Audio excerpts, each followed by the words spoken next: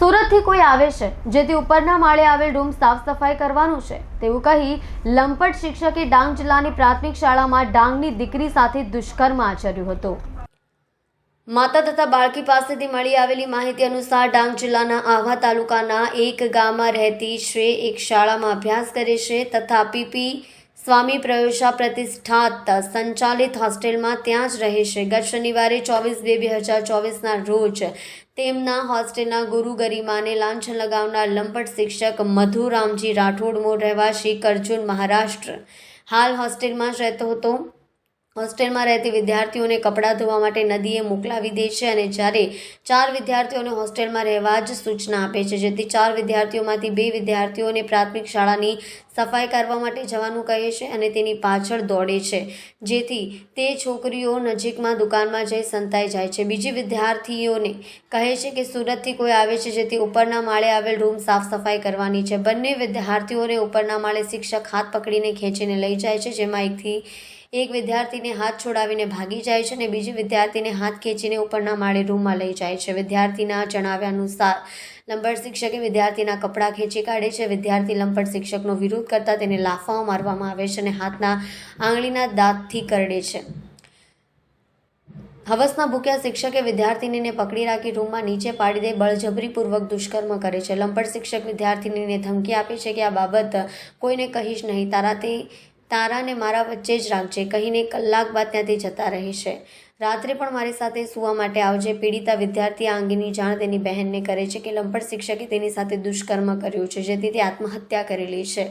હોસ્ટેલમાંથી ભાગી એવી વાતો કરતી હતી પરંતુ 2/3/2024ના રોજ પીડિતાની માતા બંને બહેનોને મળવા માટે હોસ્ટેલમાં જાય છે। ત્યાં પીડિતાના મામા અને મામી પીડિતા તથા તેની બહેન મળવા માટે ગયા હતા। ત્યાં પીડિતાની નાની બહેને ઘરે આવવા માટે જીદ કરી હતી।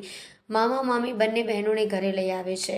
ઘરે આવ્યા બાદ પીડિતાની નાની બહેને તેની માતાને સમગ્ર ઘટનાની જાણ કરી હતી અને માતા આજરોજ સાપુતારા પોલીસ સ્ટેશનમાં હવસખોર શિક્ષક મધુ રામજી રાઠોડ મૂળ રહેવાસી કરજણ મહારાષ્ટ્ર હાલ હોસ્ટેલમાં જ રહેતો હતો તેની સામે પોક્સો ગુના હેઠળ ફરિયાદ નોંધાવી તપાસ સાપુતારા પોલીસના પીએસઆઈ NZ બોયાને હાથ ધરી છે।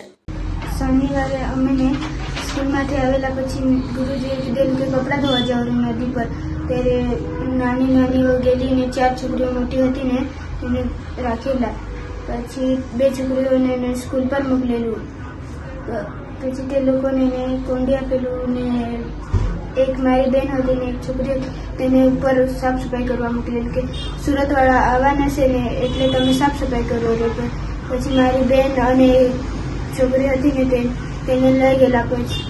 પછી તે બીજી છોકરી હતી ને અને મારી બહેન હતી તે તેના પકડીને લઈ ગયેલી। પછી તે હાથ આમ કરીને ભાગી ગયેલી, મારી બહેન જ રહી ગયેલી। પછી રૂમમાં લઈ ગયેલો ને છેડછાડ કરતો હતો। પછી બહુ કરેલો ને 1 વાગે ગયેલો ને 2 વાગે નીકળેલો। પછી મારી બહેનને બહુ રડતી હતી ને મને કહ્યું કે મેં મરી જવાની છે તો મેં હવે નહીં રહેવાની છે। ત્યારે મેં બહુ પછી મને આ કહેતી કે હવે મેં ભાગી જ જવાની છે। મને બહુ ગુરુજી બહુ તકલીફ આપે રહે એટલે મને કહે કે મેં ચાલ આપણે ભાગી। ત્યારે અમે જતા હતા ને ત્યારે બેન આવેલી ને પછી કહે કે તમે કેમ નીચે આવેલા છે? ત્યારે અમને બીક લાગેલી ત્યારે ઉપર ચડી ગયેલા। પછી બીજા દિવસે ને અમારા ફૂઈને મામા આવેલા। પછી કહેતા હતા કે જે તે હતી ને એટલે માથામાં ત્યારે કહેતા હતા કે અમે લઈ જાઓ। પછી રાતના મમ્મી આવેલી ને એટલે અમે બધું કહી આપેલા।